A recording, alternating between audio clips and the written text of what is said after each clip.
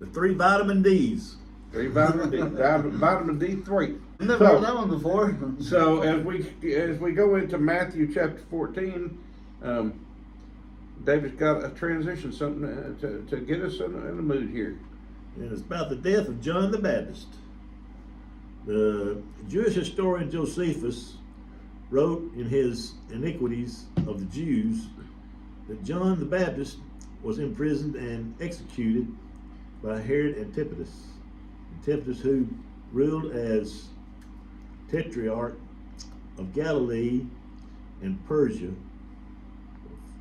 4 BC to 39 AD, apparently perceived the Baptist to be the threat to lead an insurrection.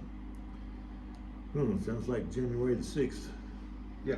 The Gospel of Mark provides the most extensive and detailed account of the circumstances surrounding the death of the Baptist. But even all Mark's detail did not prevent later writers from embellishing the story with legendary elements. The New Testament does not mention either the name of the Herodias' daughter, Mark 6:22, or her 7 veils. The traditional name Salome probably comes from Josephus, who wrote that Herod Philip was married to a daughter of Herodias by that name. Both Matthew and Mark recount the Baptist imprisonment and execution by Herod as a kind of literary flashback.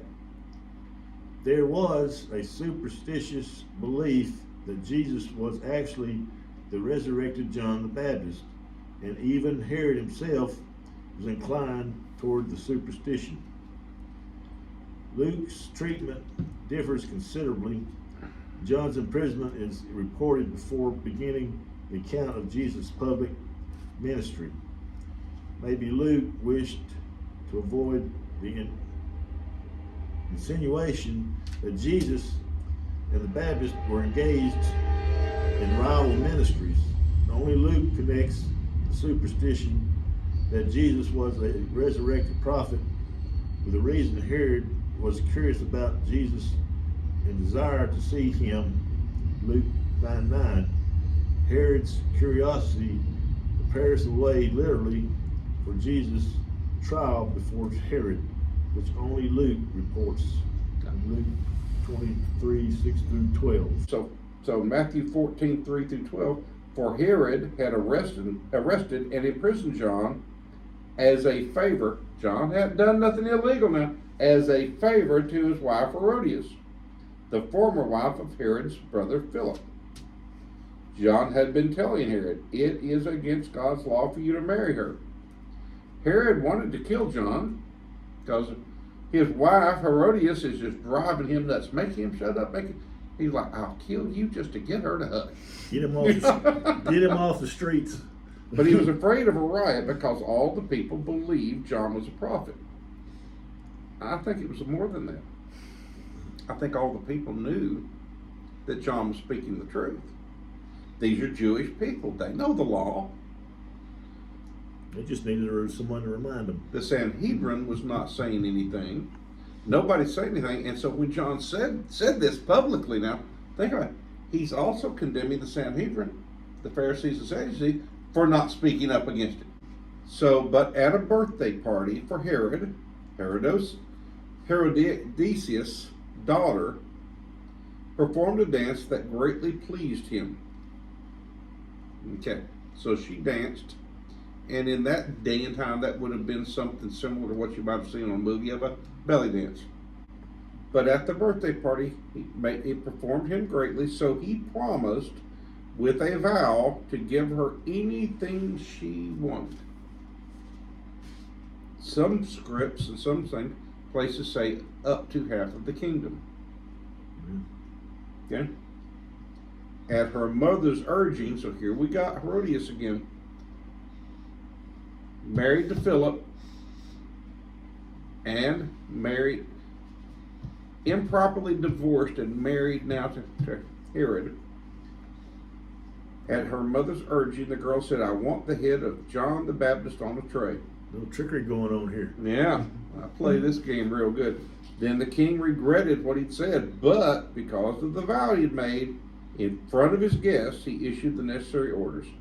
So John was beheaded in the prison, and his head was brought on a tray and given to the girl, who took it to her mother. Later, John's disciples came to his body and buried it, and then they went and told Jesus what had happened. For goodness sakes, she didn't want it just his head on it. She wanted it brought to her just his head. Blood is still dripping. Brought in front of her, and they bring it in on a big silver tray. And she takes it. This is how grotesque and how their minds are warped. These people takes it. Here, Mama. Here's John the Baptist. He can't say nothing about you no more. Now I can go out in public again. Yeah. Morality means something, folks. I don't care who it is. Politician, financiers, preachers, college professors, school teachers, principals, chiefs of police, mayors. It doesn't matter. Morals matter. How you conduct yourself matters. This is simple. This is biblical. This is what Jesus tried to teach his disciples. You've got to live an open, clean life. And if you're going to testify about me. John the Baptist is trying to tell that to Herod. And Herod ain't going to listen to it. And then Herod letting somebody else, in this case, a stepdaughter that apparently he was inclined towards, to run his life. You're talking about lust? Yes. It pleased him greatly. Mm-hmm. Okay? Like eyeballs was the only thing that was going on in his head. Yeah. So, if you do that, and how much damage do you think now, there's two things that happened though with Herod on this. One of them is his reputation. Well, the thing here, he's made an oath in front of people, and even in the movie, I can hear the daughter telling him, says, "Does not Herod keep his word? What will your subjects think of you?" That's right. And what they think of him is he rules by fear. The thing is,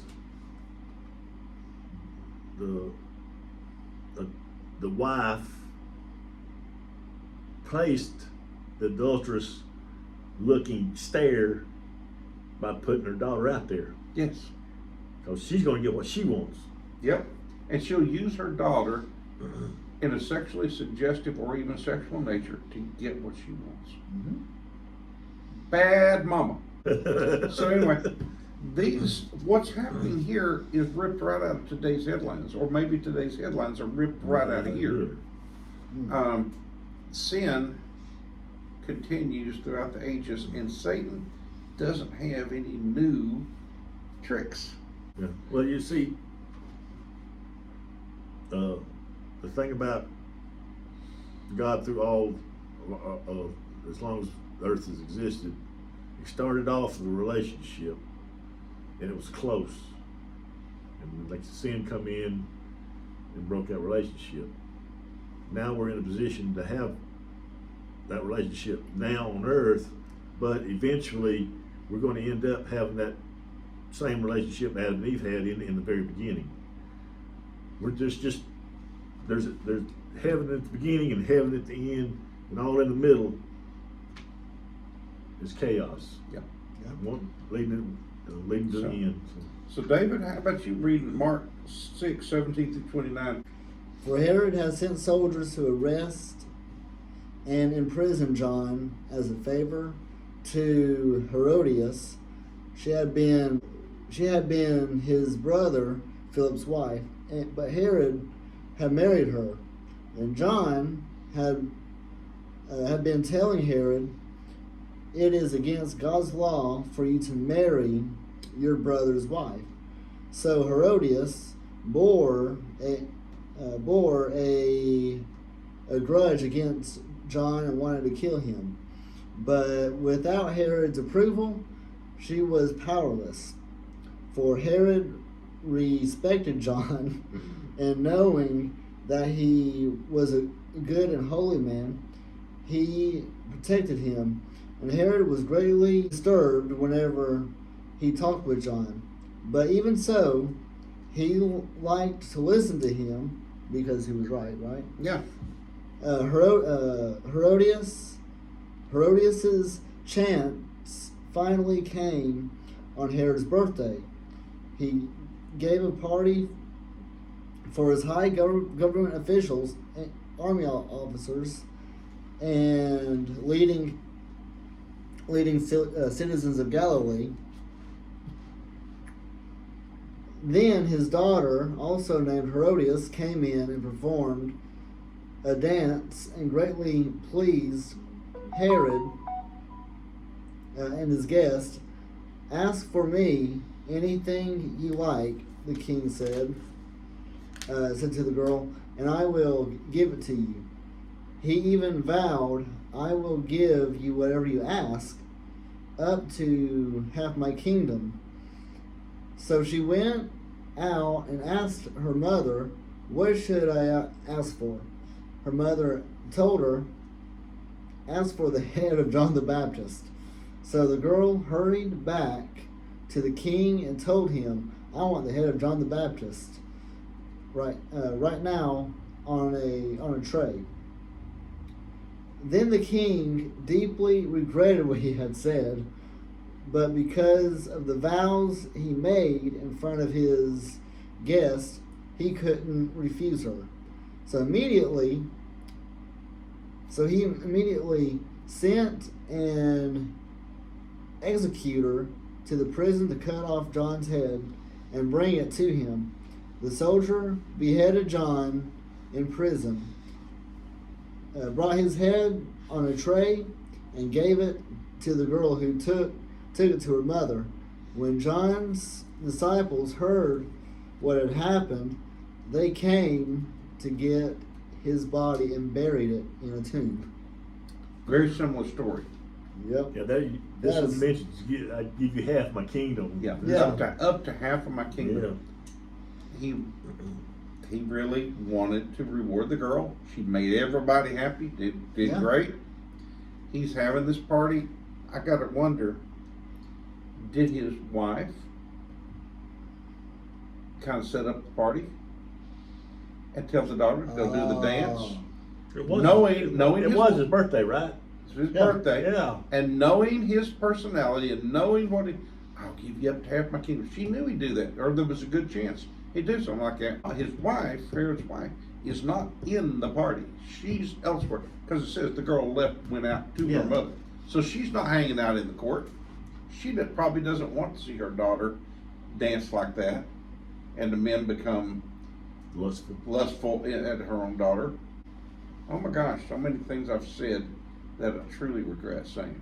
Your words in the Last person forever. you spoke them to and last forever. And they remember every bit of it. Yep. This story is everywhere we see, because Satan only has so many little tricks, but he also knows that we're going to keep falling for the same tricks. It sounds like, in Mark, he would listen to John. Yes. It's like he almost turned. You're talking about being part of God's plan, Yes. It is all part of God's plan. because John Baptist was about 6 months older than Jesus, Right. Yeah. and so here he's dying maybe 1 or 2 years before Jesus. So they're pretty close to the same age when they die. Yeah. And I think I don't think God planned for John the Baptist to go parallel with Jesus' ministry. So what we have here in modern times is John the Baptist and Herod the king. Still happening. It Pulling- always happens. Pulling tricks to get to the other one. and it always happens. We just have to open up. Ancient Christianity, looking at the Roman Empire during the first 200 years AD. Yeah.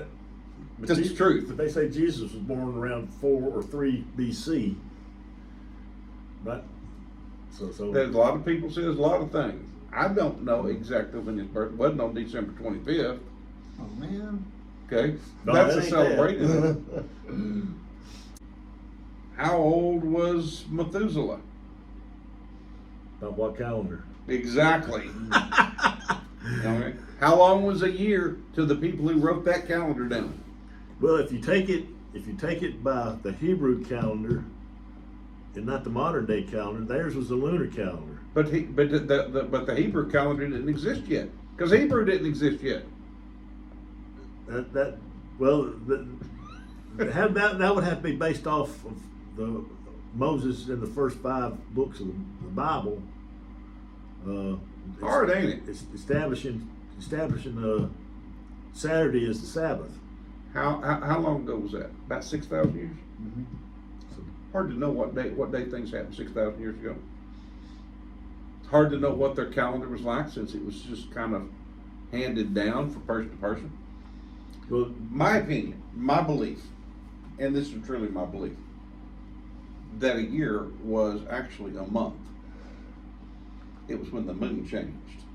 That's the thing that they could Yeah. see. see, the thing is, for a Jewish calendar, that changed every 30 days. Yeah. Not 31 or 30 or 29 or 28. How old was the oldest man that ever lived? About 9:30.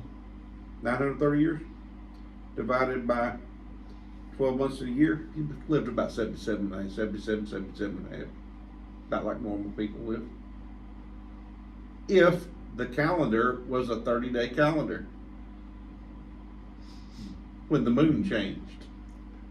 But see, the trick to that was, is you know how we treat leap year?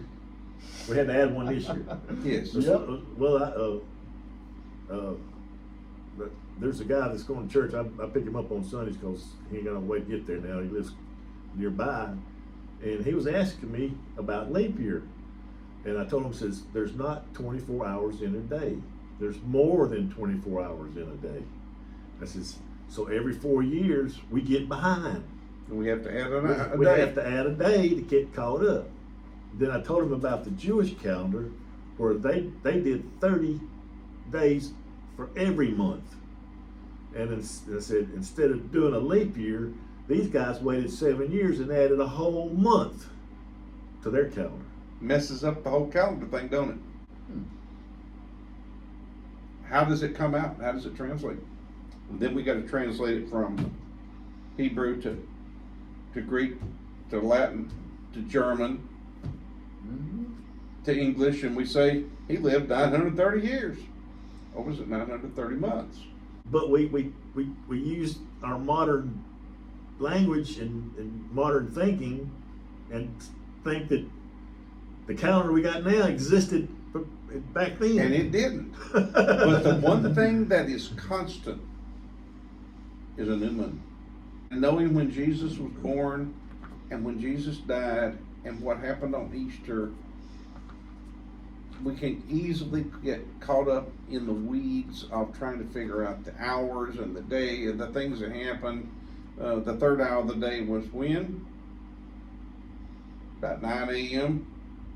Yeah. Because they started at 6, didn't start at midnight like we think. Real leadership. So you could keep up the hours during the night. Yeah. As we close, there's some really important comparisons and contrasts between Herod as a leader and Jesus as a leader. Herod was a very selfish man. That's why he wanted things. That's why he wanted his brother's wife. That's why he wanted his stepdaughter. That's why he wanted all this stuff. Jesus was very compassionate and giving. He was the exact opposite. Herod, as a leader, was a murderer. He killed whoever he wanted, and he did so at request. He did so as to keep people fearful of him. Jesus was a healer. And he loved us. Herod was immoral. Jesus was just and good. Herod was a political opportunist. He took what he could when it happened.